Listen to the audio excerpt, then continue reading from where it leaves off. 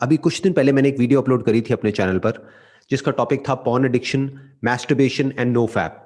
और मुझे अच्छे से पता था कि जैसे ये वीडियो अपलोड होगी बहुत सारे लोग इस वीडियो पर रिएक्ट करेंगे और बिल्कुल वैसा ही हुआ। बहुत सारे लोगों ने अलग अलग तरीके से इस वीडियो पर रिएक्ट किया। उसमें से बहुत सारे लोग ऐसे हैं जिनका रिएक्शन बिल्कुल जेन्युइन है, यानी कि उन्होंने स्टेप बाय स्टेप आराम से मेरे एक एक पॉइंट को समझा, फिर उसको लॉजिकली क्रिटिसाइज किया। बट ऐसे भी कुछ लोग हैं जो बहुत एग्रेसिव हो गए हैं उस वीडियो को देख करके, और उन लोगों ने अपने यूट्यूब चैनल पर कुछ वीडियोस अपलोड करी हैं जिसमें उन्होंने बहुत ही एग्रेसिव लैंग्वेज का यूज किया है। इनफैक्ट मैं कहूंगा अब्यूजिव लैंग्वेज का यूज किया है। जो भी लोग ऐसी अब्यूजिव लैंग्वेज का यूज कर रहे हैं, मेरा आप लोगों को यह सजेशन है, एक बार अपने लॉयर से आप डिस्कस करिए कि ये जो मैं कर रहा हूं इसके क्या रेपरकशंस हो सकते हैं। It is a civil as well as a criminal offence, यानी कि जो हमारी लीगल टीम है वो आपके अगेंस्ट एफआईआर भी लॉन्च कर सकती है और एक डेफेमेशन का केस भी फाइल कर सकती है। तो मैं बस इतना सा कहूंगा, अगर आप अपने पॉइंट को एक्सप्रेस करना चाहते हैं या मेरी वीडियो को क्रिटिसाइज करना चाहते हैं तो that's absolutely fine, because that comes under freedom of speech. But अगर आप बहुत ज्यादा एग्रेसिव हो रहे हैं अपनी वीडियो में या कोई अब्यूजिव लैंग्वेज यूज कर रहे हैं तो मेरा आपको यह सजेशन होगा कि एक बार अपने लॉयर से डिस्कस कर लीजिए कि इसके क्या इंप्लीकेशंस हो सकते हैं। तो अब आते हैं आज के हमारे इस वीडियो के टॉपिक के ऊपर। नंबर 1, हम ये समझने की कोशिश करेंगे कि जो साइंटिफिक कम्युनिटी है वो इसके बारे में क्या बोलती है, उनकी क्या राय है। अब वो हम कैसे देख सकते हैं? बहुत ही सिंपल है, गूगल पे जाकर के हमको सर्च करना है इज मैस्टरबेशन हार्मफुल, करके देखते हैं क्या आता है। आप भी ये सर्च करके देख सकते हैं। यहां पर जो टॉप पे लिखा हुआ है that is masturbation can actually be good for your health both mentally and physically, and it's pretty much the safest sex out there. There is no risk of getting pregnant or getting an STD. Masturbation is a normal act used by many to explore their body and feel pleasure. Despite the myths, there are no physical harmful effects. Whether you masturbate is up to you. It doesn't harm your body. The medical community considers masturbation to be a natural and harmless expression. यहां पे इस बात पे ध्यान देना, natural and harmless. अब यहां पर जो बात समझनी जरूरी है वो ये है कि मैस्टरबेशन भी एक्सेस में बुरी है, इसमें कोई डाउट नहीं है। साइंटिफिक कम्युनिटी भी यही कहती है, और अगर लॉजिकली भी हम सोचें तो एक्सेस में हर चीज बुरी होती है। आप ज्यादा खाओगे, ज्यादा पियोगे, वो भी एक्सेस में बुरा है। लिमिट में खाओगे, लिमिट में पियोगे तो कोई बुरा नहीं है।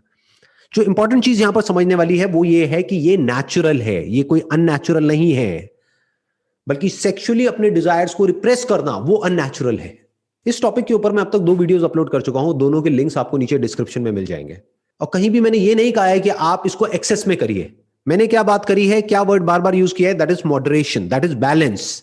अगर आप ध्यान से मेरी उन दोनों वीडियोस को देखेंगे तो मैंने कहीं पर भी ये नहीं कहा है कि आप 10-12 साल की एज से ही मैस्टरबेशन करना शुरू कर दो। मैंने क्या कहा है कि जब आप लीगली एलिजिबल हो जाते हो इस तरह की वीडियोस देखने के लिए या शादी करने के लिए, उसके बाद में मैस्टरबेशन करने में कोई बुराई नहीं है।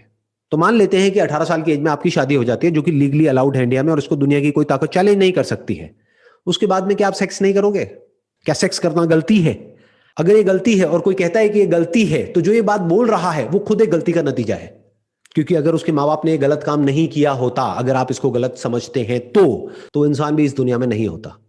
तो यहां पर सिर्फ इतनी सी बात समझनी है कि सेक्स कोई गलत काम नहीं है, कोई चोरी नहीं है, कोई क्राइम नहीं है, कोई ऐसा काम नहीं है कि जिसके लिए आपके अंदर गिल्ट आए कि मैंने कुछ गलती कर दी है। ये कुछ भी गलत नहीं है, ये नेचुरल है और पार्ट ऑफ लाइफ है, इसको डिनाई नहीं किया जा सकता है। अब आते हैं फैक्ट नंबर 2 के ऊपर। जो भी लोग नो फैप के बारे में बात करते हैं वो ज्यादातर क्या करते हैं, वो आपको सिर्फ इसके बेनिफिट्स बताते हैं।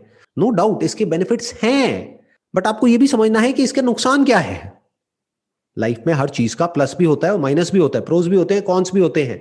कोई भी आप दवाई खाते हो तो उसका बेनिफिट भी होता है और नुकसान भी होता है।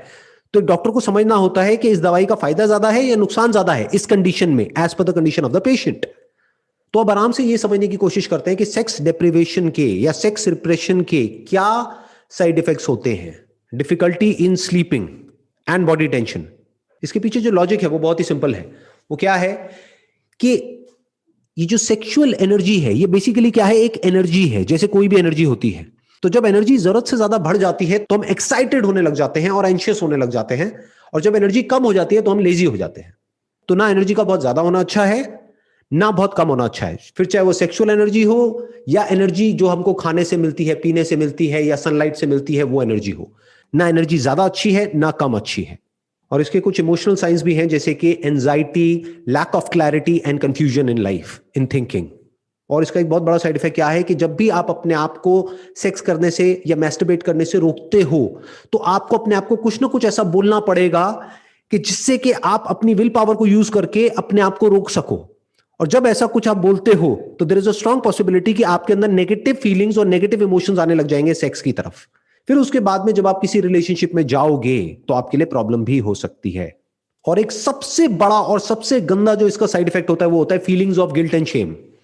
यानी कि क्या कि जब आपके दिमाग में ये बैठ जाएगा कि ये करना गलत है, उसके बाद भी आपके अंदर ये डिजायर्स उठेंगे। अरे डिजायर्स को कैसे रोकोगे, इन थॉट्स को कैसे रोकोगे? जब भी ये डिजायर्स उठेंगे, जब भी ये थॉट्स उठेंगे तो आपको क्या लगेगा कि मैं कुछ बहुत ही गलत कर रहा हूं।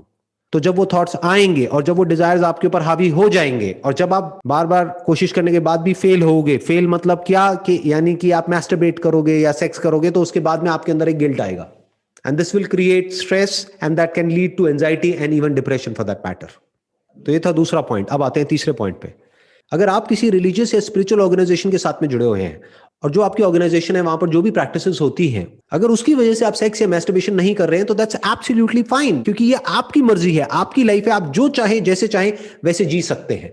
और मैं कोई नहीं होता ये आपको बोलने वाला या आपको बताने वाला कि आपको अपनी लाइफ के साथ में क्या करना है। That's your call.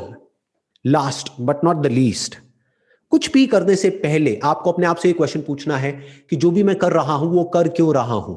मेरी लाइफ का पर्पस क्या है? मेरा गोल क्या है जो मैं अपनी लाइफ में अचीव करना चाहता हूं अगले 5 साल में या 10 साल में? अपने आप से पूछो।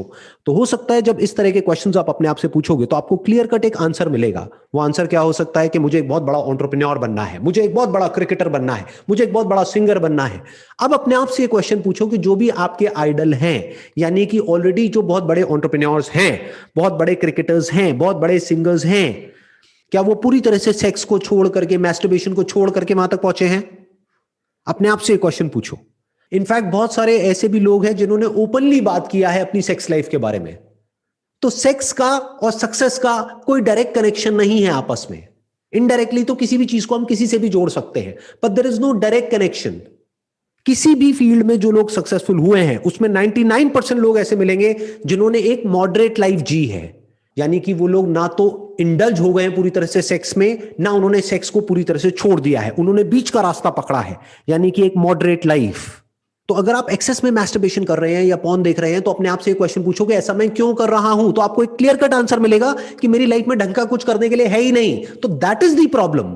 अगर आपके पास में कुछ भी ढंग का होगा अचीव करने के लिए, अगले 5 साल में 10 साल में कोई गोल होगा, कोई पर्पस होगा, जीने की कोई एक्चुअल में वजह होगी, आपको एक ब्राइट अपना फ्यूचर नजर आ रहा होगा, आपके माइंड में एक विजन होगी, तो इन सब चीजों में आप ज्यादा इंडल्ज हो ही नहीं सकते। किसी भी हैबिट को छोड़ा नहीं जा सकता है, उसको रिप्लेस किया जा सकता है।